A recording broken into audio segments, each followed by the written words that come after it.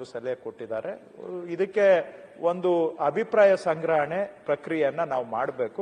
ಆತ್ಮೀಯ H 16 news ಅರ್ಥಾತ್ ಹೇ ಸೀತಾರಾಮ್ಗೆ ಸ್ವಾಗತ. ನಾನು ನಿಮ್ಮ MI ಅಥವಾ ಮಲ್ಲಪ್ಪ ಜೂತಾರ. ಆತ್ಮೀಯರೇ, ಜಿಲ್ಲಾ ಹೋರಾಟ ಚಿಕ್ಕೋಡಿ ಇರ್ಬೋದು, ಗೋಕಾಕ್ ಇರ್ಬೋದು, ನಿರಂತರ 3-4 ದಶಕಗಳು ನಡೆದು ಬಂದದ್ದು.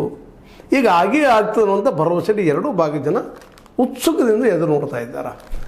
ಅದರಲ್ಲೂ ಸತೀಶ್ ಅವರು ಜೊತೆಗೆ ಅಶೋಕ್ ಪೂಜಾರಿ ಅಂತವರು, ಅದರ ಜೊತೆಗೆ ಮಠಾಧೀಶರು, ಆ ಚಿಕ್ಕೋಡಿ ಭಾಗದ ನಾಯಕರು, ಅದರಲ್ಲೂ ಪ್ರಮುಖವಾಗಿ ನಮ್ಮ ಐಹೊಳೆಯವರಾಗಿರ್ಬೋದು ಅಥವಾ ನಮ್ಮ ಜೊಲ್ಲೆಯವರಾಗಿರ್ಬೋದು, ಶಶಿಕಲಾ ಅಥವಾ ಇನ್ನುಳಿದ ಎಲ್ಲ ನಾಯಕರು ಗೋಕಾಕ್ ಚಿಕ್ಕೋಡಿ ಮತ್ತು ನಮ್ಮ ಏನಪ್ಪ ಅಂದರೆ ಗಣೇಶ್ ಹುಕ್ಕೇರಿಯವರಾಗಿರ್ಬೋದು ಗೋಕಾಕ್ ಜಿಲ್ಲೆ ಆಗಲೇಬೇಕು ಅಂತ ಒತ್ತಾಯ ಮಾಡೋದನ್ನು ನೋಡಿದಾಗ ಗೋಕಾಕ್ ಮತ್ತು ಚಿಕ್ಕೋಡಿ ಭಾಗಗಳ ಜಿಲ್ಲೆಗಳಾಗಲಿ ಅಂತೇಳಿ ಒತ್ತಡ ತಂದು ನೋಡಿದಾಗ, ಅದು ಸದನದಲ್ಲಿ ಚರ್ಚೆ ಮಾಡಿದ್ದನ್ನು ನೋಡಿದಾಗ ಸಹಜವಾಗಿ ಎಲ್ಲರಿಗೂ ಭರವಸೆ ಮೂಡಿದೆ ಎರಡೂ ಭಾಗದ ಜನಕ್ಕೆ.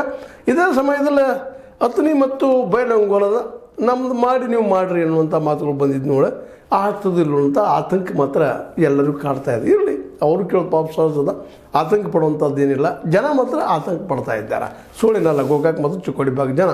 ಅದರಲ್ಲೂ ಕೃಷ್ಣ ಬೈರೇಗೌಡರು ಕೊಟ್ಟಂಥ ಉತ್ತರ ಜಿಲ್ಲೆ ಸಮೀಪದಲ್ಲಿ ಆಗ್ತದನ ಅಂತೇಳಿ ಇಲ್ಲ ಅಂತ ಹೇಳೋದಿಲ್ಲ. ಅಡ್ಡಗೋಡಿ ಮೇಲೆ ದೆಪ್ಪೆಟ್ಟಾಗಿ ಮಾತಾಡಿದ್ದಾರೆ ಕೃಷ್ಣ ಬೈರೇಗೌಡರು. ಒಬ್ಬ ಪ್ರಾಮಾಣಿಕ ಇದ್ದಿದ್ರಲ್ಲಿ ಒಳ್ಳೆಯ ಒಬ್ಬ ಆಡಳಿತಗಾರ, ಒಳ್ಳೆಯ ಕಂದಾಯ ಮಿನಿಸ್ಟರ್, ಅವರು ಒಳ್ಳೆಯ ಕೆಲಸಗಳನ್ನು ಮಾಡಿದ್ದಾರೆ. ಆ ಕೃಷ್ಣ ಬೈರೇಗೌಡರು ಮಾತಾಡುವಂಥ ಪ್ರತಿಯೊಂದು ಮಾತಿನನ್ನು ಸೂಕ್ಷ್ಮ ಅವಲೋಕನ ಮಾಡಿದರೆ ಮೋಸ್ಟ್ಲಿ ಅಧಿವೇಶನ ಮುಗಿಯೊಳಗಾಗಲಿ ಅಥವಾ ಈ ಒಂದು ಡಿಸೆಂಬರ್ 31ರೊಳಗಾಗಲಿ ಜಿಲ್ಲೆ ಘೋಷಣೆ ಆಗ್ತದನ ಎರಡು ಜಿಲ್ಲೆಗಳು ಅನ್ನುವಂಥದ್ದು. ಜೊತೆಗೆ ಬೈಲಹೊಂಗಲ ಮತ್ತು ನಮ್ಮ ಅಥಣಿಗಳು ನಮ್ಮನ್ನು ಮಾಡಿ ನೀವು ಮಾಡ್ರಿ ಅನ್ನುವಂಥ ಒಂದು ಮಾತನ್ನು ಕೇಳಿದಾಗ ಸಹಜವಾಗಿ ಇದು ಆಗ್ತದನ, ಜಿಲ್ಲೆಗಳಾಗ್ತವೆ ಎರಡು ಅನ್ನುವಂಥ ಒಂದು ಪ್ರಶ್ನೆ ಉಟ್ಕೊಂಡದ. ಆದರೆ ಡಿಸೆಂಬರ್ 31ರೊಳಗೆ ಇದು ಘೋಷಣೆ ಆದರೆ ಒಳ್ಳೆಯದು ಅನ್ನೋದು ಎರಡೂ ಭಾಗ ಜನರ ಒಕ್ಕೊರ